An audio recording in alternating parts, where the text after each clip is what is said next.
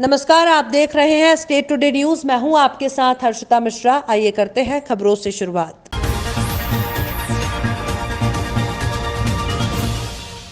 छतरपुर में पाल सेना के द्वारा एक मीटिंग रखी गई। मीटिंग के बाद पाल सेना ने क्षेत्रीय सांसद माननीय वीरेंद्र खटीक के नाम माननीय पुष्पेंद्र प्रताप सिंह उर्फ गुड्डू भैया को छतरपुर में इंदौर की महारानी अहिल्याबाई होलकर की सार्वजनिक स्थानों जैसे रेलवे स्टेशन, चौराहा इत्यादि पर प्रतिमा स्थापित की जाए, क्योंकि इंदौर की महारानी अहिल्याबाई होलकर धनगर पाल समाज की एक शान है।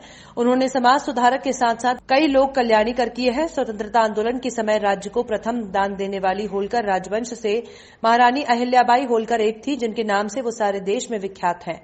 और इस ज्ञापन देने के दौरान सम्मिलित रहे पाल सेना के प्रमुख पदाधिकारी जैसे राजू पाल, सेना प्रमुख मोहनपुर, मुख्य अतिथि मदन पाल, वरिष्ठ अतिथि प्रहलाद पाल, जिलाध्यक्ष मनीराम पाल, सेना युवा जिलाध्यक्ष कमलेश पाल, अहिल्याबाई यूथ ब्रिगेड जिलाध्यक्ष महोबा, राज बहादुर पाल, चमन पाल, प्रभु पाल, रमेश पाल, दीपेंद्र पाल, दिनेश पाल, राजकुमार पाल, उमाशंकर पाल, नवल पाल, अजय पाल इत्यादि के साथ समस्त पाल सेना पदाधिकारी सम्मिलित रहे। जी, काम करवा सकेंगे। तो आज एक बार फिर युवाओं के विश्वास पे खरे उतरने का आश्वासन दिया है और हमेशा से युवाओं की पहली पसंद रहे हैं गुड्डू भैया। जैसा कि हम लोग देखते आ रहे हैं, हमेशा युवा अपनी समस्याओं को लेकर आते रहते हैं। विशेष तौर पे कुछ इस तरह के कार्यकर्ता और साथी भी आए हैं। ये एक महत्वपूर्ण विषय है और वचनबद्ध किया है इन लोगों को पुष्पेंद्र प्रताप सिंह गुड्डू भैया ने कि जो मूर्ति की ये मांग कर रहे हैं स्टेशन के सामने, तो निश्चित रूप से लगाएंगे। मंगलवार से 5 दिनों तक भूख हड़ताल पर बैठे युवक महेश चौहान द्वारा प्रशासन के आश्वासन के बाद भूख हड़ताल को समाप्त कर लिया गया। आपको बता दें कि दो किसान परिवार में घर के रास्ते के लिए पिछले कई महीनों से विवाद चल रहा है। पहला पक्ष महेश चौहान द्वारा आरोप लगाया गया कि दूसरे पक्ष के संजय चौहान द्वारा शासकीय जमीन पर रास्ता रोककर दीवार बना ली गई है। वहीं संजय चौहान ने पहले पक्ष पर आरोप लगाया कि बंटवारे के समय पहले पक्ष महेश चौहान को 2 रास्ते दिए थे और हमें भी 2 रास्ते दिए थे, लेकिन महेश अब तीसरे रास्ते के लिए झूठी शिकायत कर गुमराह कर रहे हैं। प्रशासन को दोनों पक्षों के दस्तावेज उपलब्ध हो गए हैं। जल्द ही निराकरण किया जाएगा और आवेदक का धरना समाप्त करवा दिया जाएगा। सर, क्या हुआ आज इस जो अतिक्रमण को लेकर एक मुहिम चली थी और एक व्यक्ति द्वारा भूख हड़ताल की गई थी, उसको लेकर जो शुक्रवार या शनिवार की बात है, मंगलवार नहीं, ये मंगलवार से ही बैठे हैं। एक्चुअली शुक्रवार शनिवार से इनके बीच विवाद चल रहा था दोनों परिवार के बीच में। तो उसमें इन्होंने जो शिकायत की थी, आवेदन दिया था नगर परिषद में, उसके संबंध में नगर परिषद से दोनों पक्षों को और बाकी अन्य जो भी संदिग्ध ऐसा लग रहा था कि यार उस नंबर में जो निर्माणकर्ता थे उन सभी को नोटिस जारी किए गए थे और नोटिस के बाद जवाब के लिए 7 दिवस का समयावधि दी गई थी, किंतु समयावधि पूर्ण होने से पहले ही जो आवेदक है यहाँ धरने पर बैठ गए थे। तो वो समयावधि के समाप्त होने से पहले कल उन्होंने दस्तावेज संबंधित सामने वाली पार्टी ने दस्तावेज प्रस्तुत किए। उन दस्तावेजों को के संबंध में इन लोगों से भी बात की और दस्तावेजों का परीक्षण नगरपालिका में उपलब्ध जो अपने रिकॉर्ड से भी किया और उसके बाद इनसे चर्चा की। तो ये लोग संतुष्ट हुए उस चर्चा के बाद और आज इन्होंने अपना धरना खत्म किया। सरकारी जगह है कि क्या है सर, आखिर क्या है? नहीं, देखो, उन्होंने रजिस्ट्री पेश की है, पर जो नगर परिषद में उपलब्ध रिकॉर्ड है उसमें और रजिस्ट्री में उल्लेखित तथ्यों में कहीं कहीं विरोधाभास है। तो उसकी जांच में थोड़ा समय लगेगा, तो इसलिए अभी जांच चल ही रही है एक तरह से। अभी जांच चल रही है। तो वही आश्वासन भी दिया है और जो भी उचित होगा नियमानुसार विधि संगत होगा वो किया जाएगा। आज आपकी भूख हड़ताल खत्म हुई, पूरा मामला क्या रहा, प्रशासन का क्या रहा, या पूरी विषय पर? प्रशासन आज माननीय तहसीलदार साहब यूमो साहब और पटवारी साहब यहाँ पे आए।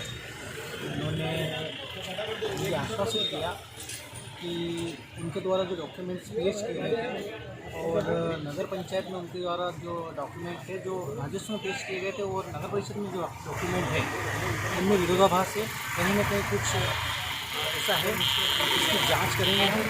और हमने इनको 43 दिन का अल्टीमेटम दिया है। 43 दिन तक वहाँ पर वो किसी प्रकार का निर्माण कार्य नहीं कर पाएंगे और अगर कहीं पे भी ये गलत पाए जाएंगे तो हम उन पर कार्रवाई करेंगे और अभी मैंने के कहने पर यहाँ पर 5 दिन की जो हड़ताल है वो समाप्त कर दी है। अब तो ये अब आगे इस जमीन को लेके अब जो मैं आपको बताना चाह रहा हूँ कि जैसे आपके द्वारा किया जा रहा है कि जमीन शासकीय है, शासकीय जो भूमि है उसके लिए जांच अब इनके द्वारा जो भी उस जमीन में आएगा वो शासन इसका निर्णय करेगा और मैं शासन के साथ हूँ। रतलाम रेल मंडल में रतलाम चित्तौड़गढ़ के बीच नवनिर्मित विद्युतीकरण रेलवे लाइन का रविवार को इसी आयोजन में शुभारंभ हुआ। रतलाम प्लेटफॉर्म नंबर 2 पर सांसद गुमान सिंह और रतलाम मंडल डीआरएम विनीत गुप्ता ने दिल्ली से वर्चुअल आयोजन के साथ रेल मंत्री पीयूष गोयल द्वारा हरी झंडी के साथ रतलाम में भी नवनिर्मित विद्युतीकरण रेल मार्ग पर ट्रेन का संचालन शुरू किया। डीआरएम रतलाम मंडल विनीत गुप्ता ने बताया कि ये नवनिर्मित विद्युतीकरण रेक मार्ग रतलाम से चित्तौड़गढ़ 190 किलोमीटर रेल मार्ग है। इसकी लागत 205 करोड़ है। अब इस रतलाम चित्तौड़गढ़ के विद्युतीकरण मार्ग होने से यात्रियों का समय बचेगा। इंदौर से रतलाम आने के बाद यात्री ट्रेन का पावर इलेक्ट्रिक से डीजल इंजन बदलना पड़ता था, जिसमें करीब आधा घंटा का समय लग जाता था। अब कम समय के स्टॉपेज में ट्रेन आगे के लिए रवाना हो जाएगी। ज्यादा लोकल पैसेंजर को सुविधा देने के लिए रेलवे जल्द डेमू ट्रेन को मेमू में तब्दील करने जा रही है। डीआरएम ने बताया कि हमारे पास मेमू कोच कम है। हमने डिमांड की है जैसे ही कोच आएंगे हम डेमू को मेमू में कन्वर्ट कर देंगे। बात है ये कितना बड़ा रेलवे ट्रैक कितने कम समय में आपने इसे पूरा किया?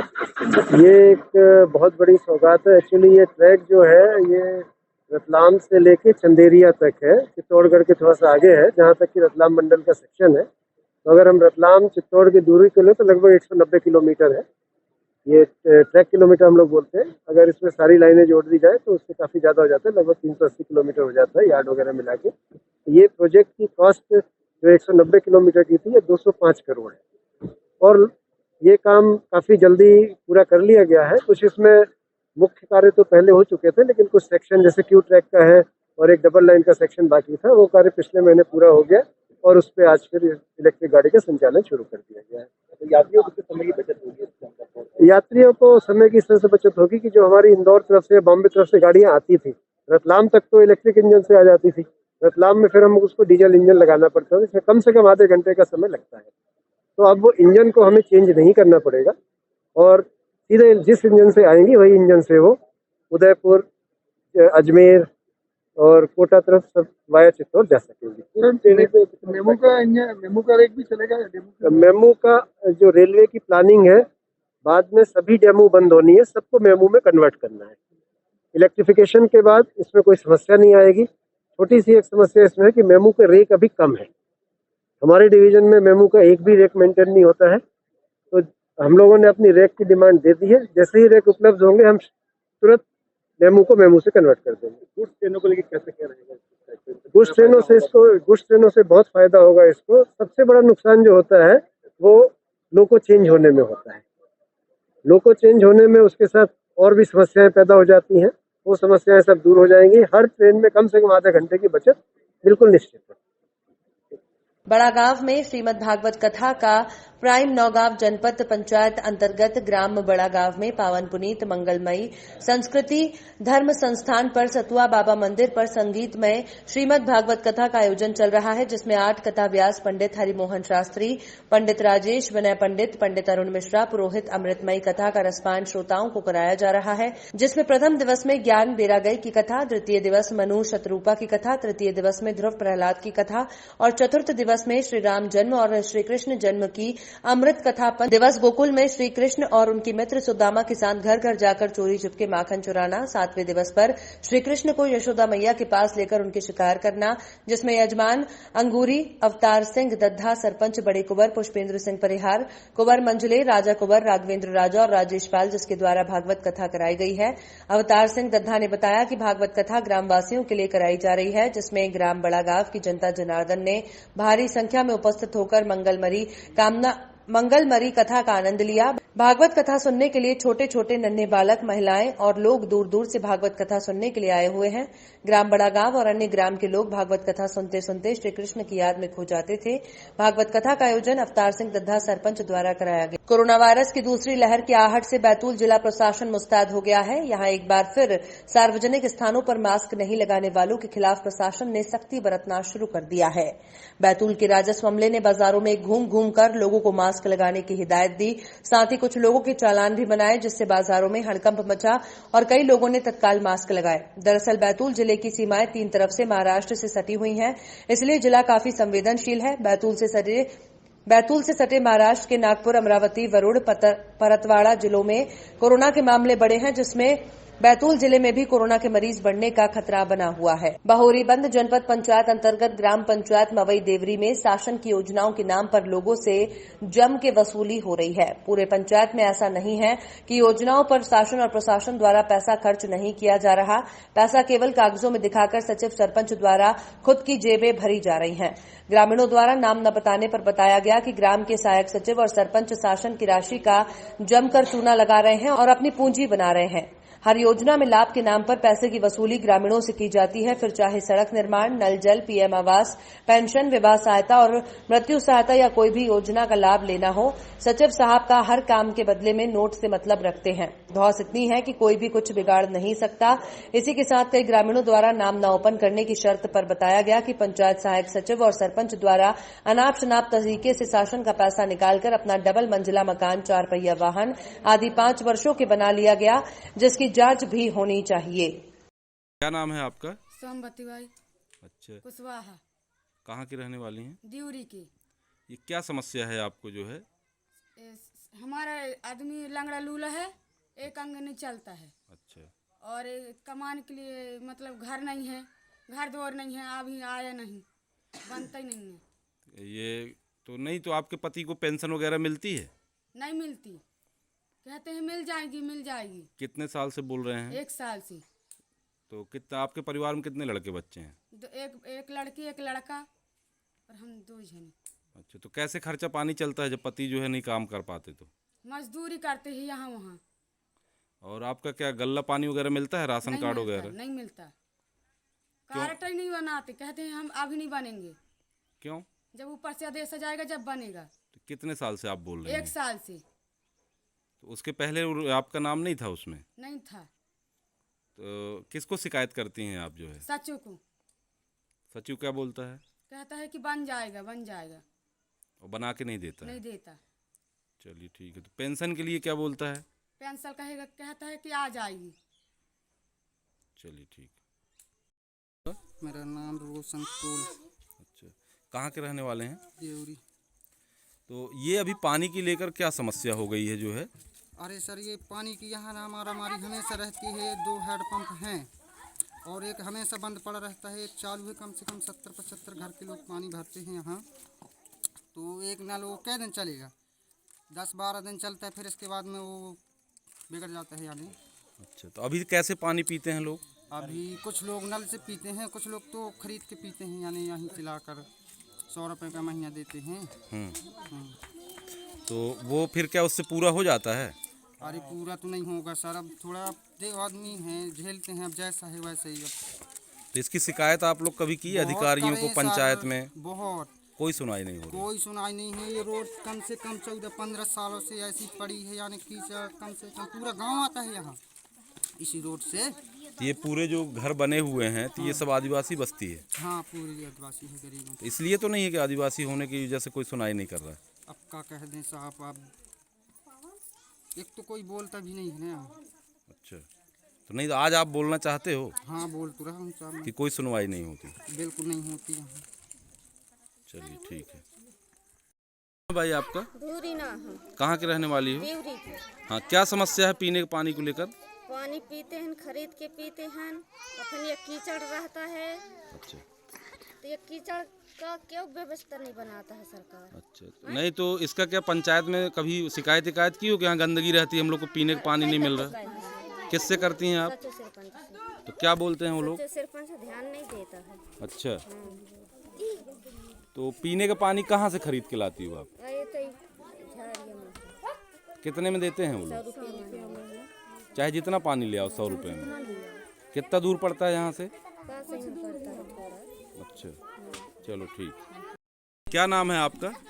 धूरी कहाँ की रहने वाली हो? देवरी की। अच्छा, क्या समस्या है आपको? पानी की क्या दिक्कत है? खरीद के लाते हैं पानी। तो क्या गांव में नल नहीं लगा हुआ है क्या? नहीं लगा है गांव में नल। तो अभी कैसे पानी पीते हैं आप लोग? खरीद के लाते हैं तो पीते हैं। अच्छा, हाँ, कैसा कितने में खरीदते हैं? क्या 100 रहता रुपया है में है ना। उसको? कौन देता है? नगर के वार्ड क्रमांक 15 की कई महिलाएं और पुरुष अवैध शराब की दुकानों को बंद करवाने की मांग को लेकर तहसील कार्यालय पहुंचे, जहां पर नायब तहसीलदार सविता राठौर को ज्ञापन सौंपा गया। ज्ञापन में लिखा गया कि आलमगढ़ रेलवे फाटक के पास राजस्व की भूमि पर अवैध तरीके से गुमटी रखकर अवैध शराब की दुकान संचालित की जा रही है, जिसके कारण धार्मिक प्रिय लोगों को धार्मिक स्थानों पर आने जाने में शराबियों का सामना करना पड़ता है। एक तरफ संतोषी माता जी का मंदिर है और दूसरी ओर मुस्लिम समाज का कब्रिस्तान है। इन दोनों के बीच शराब की दुकान प्रशासन की नाक के नीचे खुलेआम संचालित हो रही है। समस्या को लेकर 15 जुलाई वर्ष 2019 को भी समस्त नागरिकों द्वारा प्रशासन को अवगत कराया था, लेकिन प्रशासन की उदासीनता और मिलीभगत होने का कारण आज दिनांक तक कोई कार्यवाही नहीं हो पाई है। 2 दिन पूर्व रात्रि 8 बजे फिर एक हादसा सामने आया। बागरी समाज का लड़का गुमटी से शराब लेकर रेलवे ट्रैक के पास पीने बैठ गया, जो कि ट्रेन की चपेट में आ गया, जिसको उपचार के लिए उदयपुर रेफर किया गया है। नगरवासियों और वार्डवासियों की मांग है कि उक्त समस्या का तत्काल निराकरण कर नगरवासियों को समस्या से छुटकारा दिलाया जाए, ताकि धार्मिक लोगों की भावनाओं को ठेस न पहुंचे और न ही कोई जनहानि। जावरा नगर पालिका ने वार्ड क्रमांक 15 महावीर कॉलोनी की समस्याओं को लेकर NSUI जिलाध्यक्ष पप्पू चारूड़िया के नेतृत्व में जावरा नगर पालिका में धरना प्रदर्शन किया और नगर पालिका CMO साहब को ज्ञापन दिया गया, जिस पर उन्होंने तत्काल एक्शन लेते हुए वार्ड की समस्या का निराकरण किया और कहा कि वार्ड की जो भी अस्थायी हल होगा वो हम करने की कोशिश करेंगे। अस्थायी हल करने में असमर्थ है क्योंकि ये कॉलोनी अवैध है। इस अवसर पर वरिष्ठ कांग्रेसी नेता मोबिन मेव अजीजुद्दीन शेख, एडवोकेट जिला कांग्रेस कमेटी के सचिव Rashid Khan, advocate rice Ahmad, advocate NSUI प्रदेश सचिव अब्बास बोहरा, सलमान बुखारी, अमित शर्मा, कादिर अहमद खान, मजहर शेख, फिरोज शाह, राजा हाफिज, ओवैस खान, वाजिद खान, आजाद चरोड़िया, जीवन चारोड़िया, जगदीश धाकड़ आदि वार्डवासी उपस्थित थे। सारे दुकानदार एक साथ बैठे हैं, तहसील में आए हैं, यहाँ पे जो नोटिस का चल रहा है उस पर क्या कहेंगे आप? देखिए, ऐसा है कि शासन द्वारा पक्षपातपूर्ण तरीके से कुछ गरीब दुकानदार जो अपनी गुमटी रोजी रोटी के लिए लगाए हुए थे वार्ड नंबर 6 में, उनको बेदखल करने की कार्रवाई उनको नोटिस दे दिया, जबकि कुछ दिन पहले ही उनको अर्थदंड 5-5 हज़ार रुपये उनको लगाया गया था। क्योंकि ऐसे में यदि उनको हटाया जाता है तो उनके साथ ही नहीं, उनके पूरे परिवार के साथ नाइंसाफ़ी होगी। हम सब की यही मांग है और पूरे खड़गापुर के नगर के लोगों की यही मांग है कि यदि इनको हटाया जाता है तो जो लागत मूल्य पर दुकानें बनती हैं, प्रशासन ये अपना आश्वासन दे दे कि लागत मूल्य पर जो दुकानें बनेंगी इनको लागत लेके इनको दी जाएंगी प्राथमिकता के तौर पर जितने लोगों को हटाया जाता है। और दूसरा इसमें एक और हुआ है कि कुछ लोगों को नोटिस दिया गया है और कुछ लोगों को नोटिस नहीं दिया गया है। उसी रकबे में यदि 100 लोगों ने इंक्रीजमेंट किया है, 100 लोगों ने अतिक्रमण किया है और आप 70 लोगों को या 80 लोगों को नोटिस देके बेदखल करते हो, 20 लोगों पर मेहरबानी क्यों? ऐसा प्रशासन क्यों कर रहा है? तो हमारी यही मांग है कि सभी के साथ बराबर का न्याय होना चाहिए और मैं नहीं चाहता उन 20 लोगों के खिलाफ भी कोई कार्रवाई हो, ना ही इन 80 लोगों के खिलाफ कार्रवाई हो। एक बैठ के एक ऐसा सामंजस्य बन जाए कि सबके साथ एक साथ न्याय हो जाए। दुकानदारों को आरोप है कि मंदिर छोड़ अदर और भी अतिक्रमण है, उनको पहले नोटिस दिए गए थे, बाद में इनके ऊपर 5,000 का दंड लगाए, उनके ऊपर कार्रवाई की जा रही है, ऐसा क्या? देखिए, ये कहीं ना कहीं इसमें किसी न किसी व्यक्तियों का लालच है। हुआ क्या है कि उस मंदिर में जो प्राइवेट आजकल वो मंदिर में प्राइवेट उनकी समिति बन गई है, वो प्राइवेट समिति कहीं ना कहीं मंदिर की ज़मीन को हड़पना चाहती है। इसीलिए पहले उनको दुकानदारों को हटाना पड़ेगा। दुकानदारों को हटा के वो उसमें ज़मीन में दुकानें बनाएंगे, उसके पश्चात उन दुकानों को औने पौने दामों में बेचेंगे, जिससे वो अपना व्यक्तिगत फायदा कर सके। मेरी मांग है कि यदि आपको हटाना भी है तो नगर पंचायत के थ्रू क्यों नहीं दुकानें बनवाते हैं? मंदिर की ज़मीन शासकीय होती है, नगर पंचायत भी एक शासकीय बॉडी है। नगर पंचायत के द्वारा दुकानें बना ली जाए और दुकानों की जितनी भी लागत है वो उन गरीबों से लिया जाए जो वहाँ पे गुमटी रखें, तो उनका भी भला हो जाएगा, नगर पालिका भी भला हो जाएगा और मंदिर का भी भला। आपके नजरिए में क्या है, अतिक्रमण है या नहीं है? देखो, इसको मैं अतिक्रमण नहीं मानता। कौन सा शहर है जिस शहर में गुमटियाँ नहीं है? आप मुझे बताइए। गौचा की भूमि पे भी मकान बने हैं, वो अतिक्रमण नहीं है? वो अतिक्रमण है, उस पर कोई ध्यान क्यों नहीं दे रहा है? मैं यही तो कह रहा हूँ जिन्होंने मकान बना लिए, जो बड़े बड़े अतिक्रमण हुए उन पर तो ध्यान नहीं दे रहे। गुमटी 4x6 की गुमटी से अतिक्रमण हो जाता है और जिन्होंने पक्के मकान बना रखे वो अतिक्रमण की श्रेणी में नहीं आते। लेकिन चूंकि जो गरीब है वो आर्थिक रूप से मजबूत नहीं है, वो अपना पैरवी नहीं कर सकता, इसलिए उसके खिलाफ तो हम कार्रवाई कर देते हैं। लेकिन जो बड़े बड़े भूमाफिया बैठे हैं उनके खिलाफ कोई कार्रवाई नहीं हो रही है। सैकड़ों एकड़ जमीन है जो लोगों ने दबा रखी है, हर गांव में अतिक्रमण करा रखा है सामंतशाहियों ने, लेकिन उनके खिलाफ कार्रवाई करने की हिम्मत नहीं है। गरीबों के खिलाफ कार्रवाई हो रही है। तो हमारा ये कहना है, मैं ये भी नहीं कहता कि उनको अतिक्रमण बना रहने दूं, मैं ये कह रहा हूं कि उनको अगर हटाया जाता है तो वहां जो दुकानें निर्मित होती हैं वो प्राथमिकता के तौर पे उनको दी जाए। जो कई वर्षों से अपने परिवार का पेट पाल रहे हैं उन 4x6 की गुमटियों से उनको दिया जाए, इसमें नाइंसाफी कहाँ से हो जाए। जावरा नगर पालिका ने वार्ड क्रमांक 15 महावीर कॉलोनी की समस्याओं को लेकर NSUI जिलाध्यक्ष पप्पू चारूड़िया के नेतृत्व में जावरा नगर पालिका में धरना प्रदर्शन किया और नगर पालिका CMO साहब को ज्ञापन दिया गया, जिस पर उन्होंने तत्काल एक्शन लेते हुए वार्ड की समस्या का निराकरण किया और कहा कि वार्ड की जो भी अस्थायी हल होगा वो हम करने की कोशिश करेंगे। अस्थायी हल करने में असमर्थ हैं क्योंकि ये कॉलोनी अवैध है। इस अवसर पर वरिष्ठ कांग्रेसी नेता मोबिन मेव अजीजुद्दीन शेख, एडवोकेट जिला कांग्रेस कमेटी के सचिव Rashid Khan, advocate rice Ahmad, advocate NSUI प्रदेश सचिव अब्बास बोहरा, सलमान बुखारी, अमित शर्मा, कादिर अहमद खान, मजहर शेख, फिरोज शाह, राजा हाफिज, ओवैस खान, वाजिद खान, आजाद चरोड़िया, जीवन चारोड़िया, जगदीश धाकड़ आदि वार्डवासी उपस्थित थे। अभी तो ये अंगड़ाई है, आगे और लड़ाई है। अभी तो ये अंगड़ाई है, आगे और लड़ाई है। जिला NSUI द्वारा वार्ड क्रमांक 15 की कुछ समस्याओं के लिए श्रीमान CMO साहब जावरा नगर पालिका जावरा को ज्ञापन दिया गया।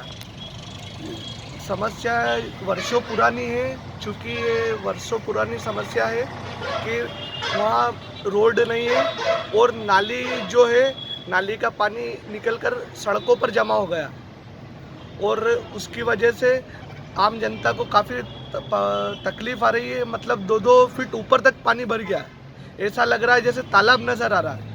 और CMO साहब का कहना है कि हम स्थायी तो इसका कोई हल नहीं निकाल सकते, लेकिन अस्थायी तौर पर हम उसका पानी निकाल कर कुछ निराकरण कर सकते हैं। क्या नाम है आपको और किस पद पे हैं आप? मैं अब्बास बोहरा, प्रदेश सचिव NSUI। फिलहाल खबरों में इतना ही। और भी खबरों के अपडेट्स के लिए आप देखते रहिए स्टेट टुडे न्यूज।